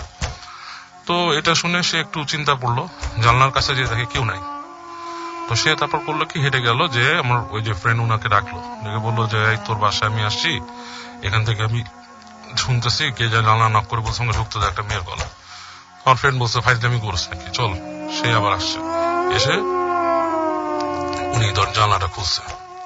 জানলাটা খুলে বাইরে যখন তাকাইছে, কেউ নাই, পুরো জায়গাটা ফাঁকা, তালা মারা, ওখানে ঢোকারও কোনো অপশন নাই। তো বলতেছে যে এখানে কোনো অপশন নাই, কে ঢুকছে বলে সে বলতেছে এরকম জানলার দিক বাইরে তাকায়, কে ঢুকলো এসে। হঠাৎ করে সে পিছনে ফিরে তাকায়, দেখে একটা আয়না ছিল, ওনার ফ্রেন্ড চেয়ারে বসা, আয়নাটার দিকে তাকায় আছে, এবং তার শরীরটা ফ্রিজ হয়ে গেছে, লাইক লকড। মানে একটা মানুষ যখন লকড হয়ে যায় না, ধরেন অনেক সময় মানুষ দেখা যাচ্ছে পুরা মানে শরীর শক্ত হয়ে গেছে, একটা পজিশনে লকড। তো উনি তাকে বলে যে এরকম কেন, কোনো ফাজলামি করতেছে, কিছু করতেছে? তো উনি আসে, এসে করে কি ওকে ধাক্কা দেয়, ধাক্কা দিয়ে বলে, দেখে ধাক্কা দিয়ে নড়াচড়ার কোনো খবরই নেই। আর ফ্রেন্ডটা ছিল খুব লিন অ্যান্ড থিন, খুব হালকা পাতলা গঠনের, মানে ধাক্কা দিলে, এবং আমার যে ফ্রেন্ডের কথা বলতেছি উনি বিশাল, ওনার আকৃতি বিশাল, হি অ্যাবাভ 6 ফিট টল, 6 ফিটের উপরে উনি লম্বা এবং বেশ স্বাস্থ্যবান। উনি যখন ধাক্কা দিচ্ছে, বন্ধুর কিন্তু সরে যাওয়ার কথা, তো বন্ধু দেখছে নড়তেছে না, শরীর এত স্টিফ। তখন উনি করে কি, তাকে একটা লাথি দেয় জোরে। লাথি দেওয়ার পরও দেখে যে সে নড়তেছেই না। তখন উনি কি করে, ওনার চাচাকে ডেকে নিয়ে আসে ঘর থেকে, আরেক ফ্ল্যাট থেকে, যায় আসো ও এরকম ব্যবস্থা, কি ব্যাপার। তো দুইজনে মিলে নাকি তাকে উঁচাও করতে পারে নাই, কোনো মতো ছেঁচড়ায় আপনার ড্রয়িং রুমে নিয়ে আসে, লিভিং রুমে নিয়ে এসে বসায়। তখন তাকে ওই যে অনেক করা হয়, দোয়া পড়ে ফু দেয়, পানি ছিটায়, এটি করার পর আস্তে আস্তে আস্তে এক সময় তার সে হুঁশ ফিরছে, কিন্তু সে কথা বলতে পারতেছে না, সে ইশারায় বোঝাচ্ছে যে সে কথা বলতে পারতেছে না। এই অবস্থায় তাকে অনেক দোয়া টোয়া পড়ে ফু দেয়, পানি খাওয়ায়, তখন তার হুঁশ আসে। তখন জিজ্ঞেস করে যে কি ব্যাপার, তুই এরকম হয়েছিলি কেন? তখন নাকি সে বলে, যখন ওই ফ্রেন্ডটা দরজা খুলছে আর কি, জানলাটা খুলে যখন কথা বলতেছে, এই সময় সে পাশের আয়না দিয়ে দেখে একটা মেয়েটা এসে তার দিকে তাকে হাসে, এবং মানে সামহাও তার কাছে এসে তার ভেতরে ঢুকে যায় আর কি, এবং সে ওখানে ওরকম ভাবে ফ্রস্টের মতো হয়ে যায়। হ্যাঁ, এবং সে প্রচন্ড ভয় পেয়েছে। এরপর থেকে সে ওই বাসায় আর আসে না। এরপর ওই বাসার লাস্ট ঘটনা যেটা শুনলাম, which was like 2 to 3 days ago, 2 দিন বা 3 দিন আগে, এই নতুন বছরই সম্ভবত, ওই ফ্রেন্ডের কাজিন ওনার বাসায় আছে, আর বোনরা আছে আর একটা রুমে শুয়ে আছে ওখানে। তো রাতের বেলা ওনার কাজিনকে, ছোট আর কি, স্কুলে পড়ে, ওকে বলতেছে যে you know what, I can sense jinn. রাতের বেলা ঘুমানোর আগে বলতেছে আই ক্যান সেন্স জিন, আমার মনে হচ্ছে এখানে জিন আছে। এটা বলার সাথে সাথে তো কাজিন বলতেছে তা তুমি দুষ্টুমি করতেছো। হ্যাঁ, এটা বলার সাথে সাথে দেখে তার রুমে মধ্যে দরজায় ধপ ধপ করে নক করছে, 2টা, এবং 2টা নক যখন করছে, তখন তারা কি করছে, আস্তে করে উঠছে, বিছানা থেকে উঠে হেঁটে গেছে। উনি গেছে, আমার ফ্রেন্ডটা গেছে, উনি যে দরজা খুলছে, দেখে করিডোর ফাঁকা, কেউ নেই করিডোরে। তো আরেক রুমে বোনরা শুয়েছিল, তাদেরকে জিজ্ঞেস করছে, তারা একদম ঘুমে বেঘোর, তারা উঠেই নেই। কাজিন ভয়ের চোটে বলছে, আমি এখানে থাকবো না তোমার সাথে, তোমার এখানে ভয়ের ব্যাপার স্যাপার আছে, আমি তোমার আপুর রুমে যা শুভ। তো ও করছে কি, সেই ওদের রুমে গেছে, যে আপুর হাজবেন্ড ছিল, ওনাদের সাথে থাকার জন্য রুমে ঢুকছে। উনি ওদেরকে ঢোকায় দিয়ে যখন আবার ব্যাক করে রুমে আসছে, রুমে এসে গেটটা লাগানোর সাথে সাথে দেখে আবার ধপ ধপ করে নক দরজার মধ্যে। উনি ভয়ের চোটে ভয়ও পাইছে, আবার দরজা খুলছে সাথে সাথে। দরজাটা খোলার সাথে সাথে কেউ নাই, করিডোর ফাঁকা। উনি তাড়াতাড়ি দরজা লাগাই দিয়ে শুয়ে পড়ছে। এটা হচ্ছে লেটেস্ট ঘটনা, এই 2 দিন আগে ঘটছে ঘটনাটা। তো এরকম প্রায় ঘটে, এবং উনি বলছে যে কেউ যদি আসতে চান, আমাদেরকেও বলছে, you guys are most welcome to come and investigate, or কেউ যদি আসতে চায়, দেখতে চায়, সে ওয়েলকাম বাসা আসার জন্য। হ্যাঁ, অবশ্যই। He can go and stay there. Okay. So অনেক ইন্টারেস্টিং, এবং আপনার সবচেয়ে বেশি মানে বেস্ট পার্টটা ছিল এটার যে ইনভাইট করা সরাসরি, যে আপনি নিজে এক্সপেরিয়েন্স করতে পারেন। আমরা চলে যাচ্ছি আবার ফারহানের কাছে তার আর একটি ঘটনা শোনার জন্য। তো আমি এখন যে ঘটনাটা শেয়ার করব সেটা আসলে আমাদের পুরনো ঢাকার একটা ঘটনা, এবং এই ঘটনাটা আমাকে শেয়ার করে রাহি ভাই, যার বাসা হচ্ছে সূত্রাপুর। তো ওনাদের এলাকায় একটা ঘটনা, এবং এটা হচ্ছে একটা স্পেসিফিক্যালি একটা বাসার সাথে জড়িত, এবং এই বাসাটার মালিকও ছিল এক ভারতীয় বংশোদ্ভূত হিন্দু জমিদার। তো এই বাসাটা সে এক সময় এক মুসলিম ভদ্রলোকের কাছে সেল করে ভারতে চলে যায় সম্পূর্ণ ফ্যামিলি নিয়ে। ওই মুসলিম ভদ্রলোক যখন এই বাসাটাকে প্রথমে কেনে, তো উনি যেটা একটা অদ্ভুত জিনিস স্টোর রুমের দিকে মানে লক্ষ্য করে, যে স্টোর রুমের যে ফ্লোরটা সেখানে অনেক বড় একটা গর্ত, এবং সেটা মোটামুটি একটা অনেক মানে গভীর একটা গর্তের মতো। তো এই গর্তটাকে আশেপাশের প্রতিবেশী যে লোকজন তারা অনেকে বলতো যে এটা একটা সুড়ঙ্গের মতো। তো এরকম সে ওই যখন বাসাটা নতুন কিনে তখন অনেক কিছু চেষ্টা করে যে ভিতরে কি আছে দেখার জন্য, কিন্তু সে মানে এটার আর কোনো সলিউশন পায় না, অনেক কিছু চেষ্টা করার পরেও কিছু পাওয়া যায় না। তো তারপর তারা যেটা করে যে ওই মানে গর্তটাকে একটা কাঠের তক্তা দিয়ে খুব ভালো মতো বন্ধ করে দেয়। আর যখন সে নতুন এই বাসাটা কিনে, ওই প্রতিবেশী লোকজন বলতো যে বাসাটা একটা অভিশপ্ত বাসা, কেননা এখানকার আগের যারা মালিক ছিল তারা নাকি অনেক মানে খুনটুন করে মানে লাশ এই গর্তটার ভিতর ফেলে দিত। এরকম অনেক ঘটনাই সে বাসাটা কেনার পরে আশেপাশের প্রতিবেশীর কাছ থেকে শুনতে পায়। কিন্তু এখন কি আর করার, বাসা যেহেতু কিনে ফেলছে এখানেই থাকতে হবে। আর সে ছিল এক ব্যবসায়ী ছিল, এবং সে শ্যামবাজারে চালের ব্যবসা করত। তো যেটা দেখা যেত যে তার বাসার যে স্টোর রুমটা, যে স্টোর রুমটাতে একটা গর্ত পাওয়া যায়, সেই স্টোর রুমটাকে তারা গুদাম ঘর হিসেবে ইউজ করত। এবং প্রত্যেক দিনে দেখা যেত যে চালের বস্তা সেই গুদাম ঘরে জমা রাখা হতো, এবং এক সময় আবার সেটা দোকানে নিয়ে যাওয়া হতো। তো প্রায় সারাদিনই ওই গুদাম ঘরটা প্রায় খোলা থাকতো, স্টোর রুমটা প্রায় সারাদিনই খোলা থাকতো। তো তারপর যেটা হয় যে এক বুড়ো চাচাকে মানে কেয়ারটেকার মানে রাখে তারা ওই বাসায়, এবং তার কাজ ছিল যে প্রত্যেকদিন রাতে যখন সব কাজ শেষ হয়ে যাবে তখন ওই স্টোর রুমটাকে ভালো মতো ফ্রেশ করে দেয়, এবং বাসার স্টোর রুমটার আগে অনেক বড় একটা করিডোরের মতো জায়গা ছিল, সেই জায়গাটাকে খুব ভালো মতো পরিষ্কার করে দেয়া। তো এই কাজই সেখানে সে করত, এবং সে একতলায় ওই স্টোর রুমের পাশে 2-3টা ছোট ছোট রুম ছিল, সেখানেই থাকতো, এবং আরো কয়েকটা রুম প্রায় খালি পড়ে থাকতো, কেউ থাকতো না সেখানে। তো একদিন রাত্রে সে তার কাজ শেষ করে স্টোর রুমটাকে ভালো মতো লক করে তার রুমে ঘুমাতে গেছে। তো গভীর রাত্রের দিকে তার কানে একটা শব্দ আসলো, সেটা হচ্ছে হঠাৎ করে মনে হচ্ছে কেউ যেন গেট নক করছে, এবং সেটা গেট নক করছে ওই স্টোর রুমের ভেতর থেকে। মনে হচ্ছে যে স্টোর রুমটাতে একটা গর্ত ছিল, সেই ওই স্টোর রুমটা থেকে মনে হচ্ছে ভেতর থেকে কেউ অনেক জোরে জোরে গেট নক করছে। এবং এটা শোনার পরে তার ঘুম ভেঙে গেল, এবং সে ভয় পাওয়া শুরু করলো যে কি ব্যাপার। স্টোর রুমটাকে সে একটু আগে তালা মানে লক করে আসছিল, কিন্তু হঠাৎ করে সেটার ভিতরে আবার কে থেকে যাবে, মানে সেখান থেকে কেই বা গেট নক করবে। খুব আনইউজুয়াল একটা বিষয় ছিল। এবং সে নাকি ওই যে বিশাল বড় করিডোরটা ছিল সেখানেও কিছু অদ্ভুত অদ্ভুত শব্দ শুনতে পেত, এবং সেটা হচ্ছে অনেকটা কেউ যদি লাঠিতে ভর দিয়ে হাঁটে, মানে কারো যদি পা খোলা থাকে এবং লাঠিতে ভর দিয়ে হাঁটে, যেরকম ঠুকঠাক একটা শব্দ হয় রাতের বেলা, ঠিক সেরকম একটা শব্দ সে শুনতে পেত। মনে হচ্ছে করিডোরের এ পাশ থেকে ও পাশে এবং ও পাশ থেকে এ পাশে কেউ হাঁটে। তো এইগুলো মানে সে মানে শুনতো এবং প্রচুর ভয় পেত, এবং এই বাসার আগের যে ইতিহাস সেটাও তার জানা ছিল, মানে এরকম আশেপাশে লোক থেকে শুনে সে মানে জানতো যে বিষয়গুলো। তো তখন মানে সে তার সাহস হতো না যে রুমের দরজাটা খুলে দেখবে যে কে হাঁটে আসলে। সে প্রচুর ভয় পেয়ে যেত। এভাবে প্রায় মোটামুটি রেগুলারে সেরকম কিছু একটা শব্দ সে শুনতে পেত প্রত্যেকদিন রাতে, এবং সে একদিন চিন্তা করলো যে না, এই ঘটনাগুলো বাসার যে মালিক সেই মালিককে বলে দিবে।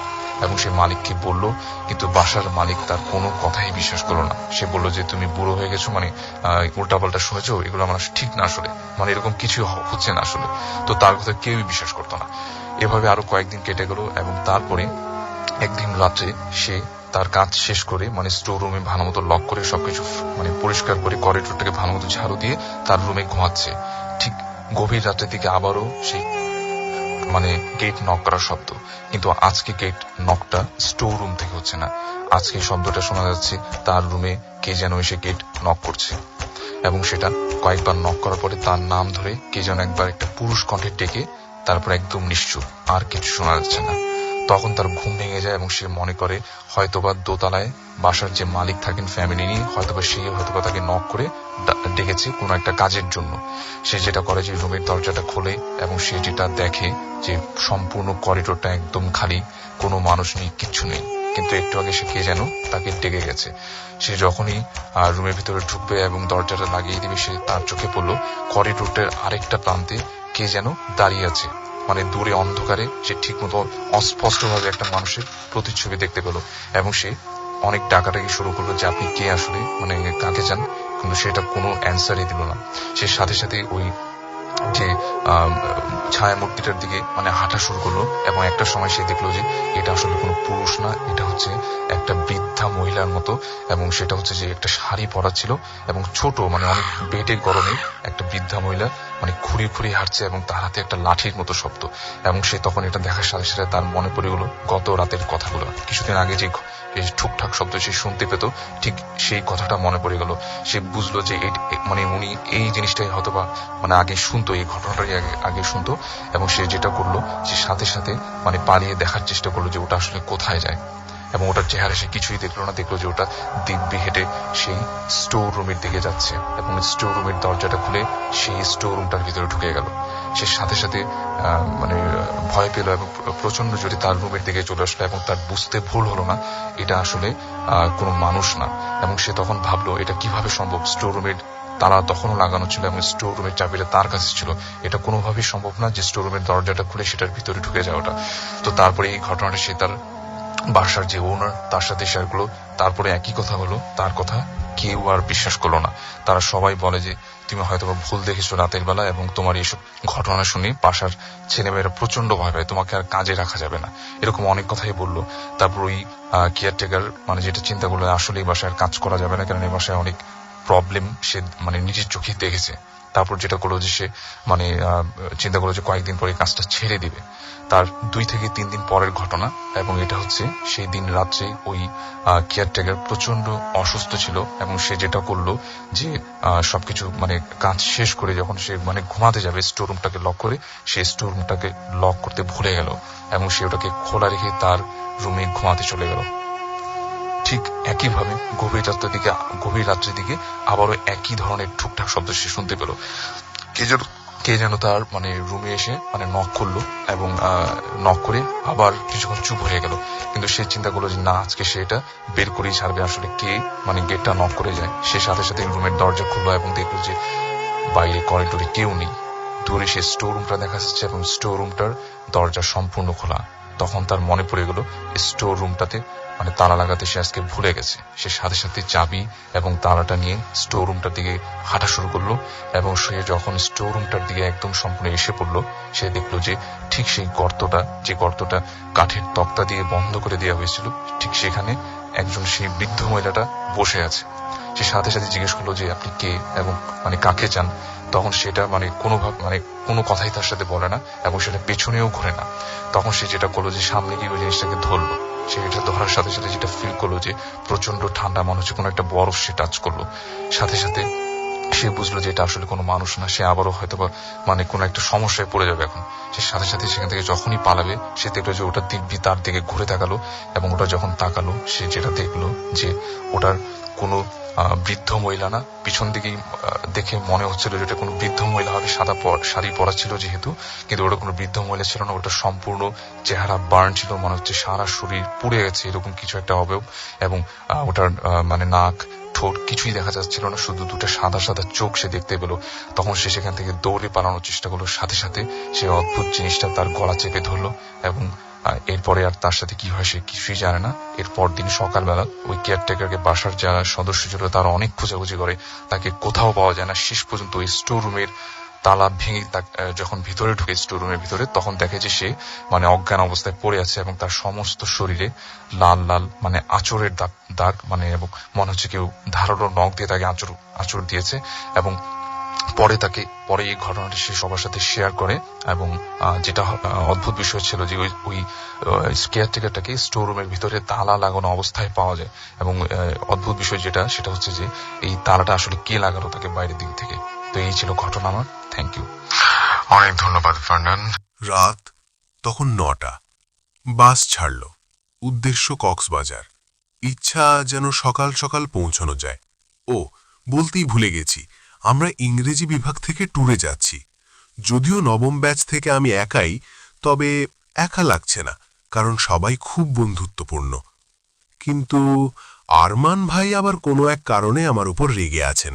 একটু মজাই না হয় করলাম, তাই বলে এত ভাব নিতে হবে? যাই হোক, বেশ আনন্দের সাথেই এগিয়ে যাচ্ছে আমাদের বাস।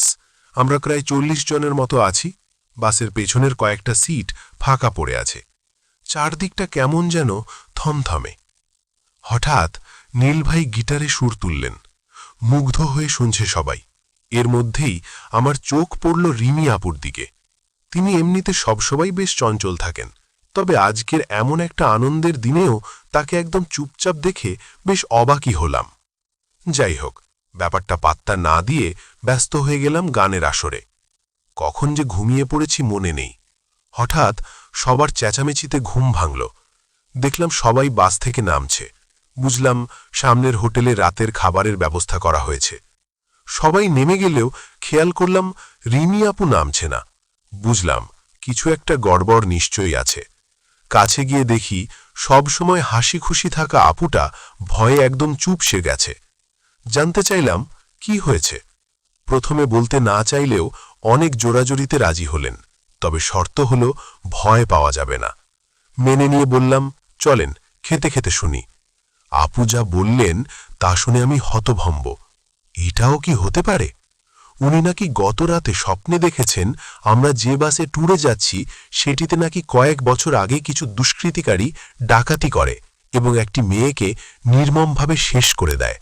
তারপর থেকে সেই মেয়েটির অতৃপ্ত আত্মা নাকি এই বাসেই আটকে আছে। এ তো গেল স্বপ্নের কথা। মূল ভয়ের কথা হল রিমি আপু বাসে ওঠার পর থেকেই খুব অস্বস্তি বোধ করছেন। উনি নাকি কয়েকবার দেখেছেন পেছনের ফাঁকা সিটের কোনো একটিতে একটা রক্তাক্ত মেয়ে বসে আছে। মেয়েটির চুলগুলো এলোমেলো, লাল টকটকে চোখ দুটো যেন কোটর থেকে বেরিয়ে আসতে চাইছে। চেহারাটা অসম্ভব ভয়ঙ্কর। আবার মাঝে মাঝে ঘাড়ের কাছে কার যেন নিঃশ্বাসের শব্দও শুনছেন। যাই হোক, বেশ খানিকটা ভয় পেলেও সেটা প্রকাশ করলাম না, বরং আপুকে সাহস দিয়ে বললাম আমার পাশের সিটে বসার জন্য। খাওয়া শেষে আবার বাস চলতে শুরু করল। গভীর রাত, বাস চলছে। হঠাৎ একটা হাড় হিম করা বিকট চিৎকার শুনতে পেলাম। আপুর দিকে তাকিয়ে বললাম, কিছু শুনতে পেলে? উনি ভয়ে ভয়ে হ্যাঁ বোধক উত্তর দিলেন। তাকিয়ে দেখলাম বাসের বাকি সবাই গভীর ঘুমে আচ্ছন্ন। তার মানে এই ভয়ঙ্কর চিৎকার শুধু আমরা দুজনেই শুনতে পেয়েছি। তখন নিশ্চিত হলাম যে এই বাসে অতিপ্রাকৃত কিছু অবশ্যই আছে। কিন্তু সবাইকে রেখে আমাদের কেন পেয়ে বসল, স্পেশালি আপুকে? চিন্তাটা মাথায় আসতেই আপুকে জিজ্ঞেস করলাম ক্যাম্পাস থেকে বাস ছাড়ার আগে উনি বাসের আশেপাশে গিয়েছিলেন কিনা। উনি বললেন হ্যাঁ। সাথে সাথে গুগলে সার্চ দিলাম, বাসে একটি মেয়ের মর্মান্তিক মৃত্যু। যে কয়েকটা ছবি আসলো তার মধ্যে একটি মেয়ের ছবির সাথে রিমি আপুর চেহারায় অদ্ভুত মিল খুঁজে পেলাম। যা বোঝার বুঝে নিলাম। এই জন্যই এই আত্মা আপুকে ভয় দেখাচ্ছে। তবে গন্ডগোল একটা থেকেই যাচ্ছে। এই আত্মা এত সহজে আপুর পিছু ছাড়বে না। হঠাৎ দেখি আপু আমার পাশে নেই। এ কি, উনি তো আমার পাশেই ছিলেন। আমি সিট থেকে বের না হলে তো উনি বের হতে পারবেন না। তাহলে উনি গেলেন কোথায়? ভয়ে আমার হাত পা ঠান্ডা হয়ে এলো। সামনের সিটে বসা ফারহান ভাইকে ডেকে বললাম, ভাই, রিমি আপুকে দেখেছেন? উনি কোথায় গেলেন? ফারহান ভাই অবাক হয়ে আমার দিকে তাকালেন। বললেন, তুই কি পাগল হলি? রিমি তো ট্যুরেই আসেনি, ও তো অসুস্থ বলে বাড়িতেই আছে। কথাটা শুনে আমার শরীরের রক্ত হিম হয়ে গেল। ঠিক এমন সময় চোখ পড়ল জানালার বাইরে। দেখলাম হাইওয়েতে অন্ধকারে একটা মেয়ে দাঁড়িয়ে আছে, ঠিক পূর্বের বর্ণনার মতো ভয়ঙ্কর। আর তার পাশেই দাঁড়িয়ে আছে আমাদের রিমি আপু। নাকি ওটা রিমি আপুর মতো দেখতে অন্য কেউ? হতভম্ব হয়ে ভাবছি, আসলে বাসে আমার পাশে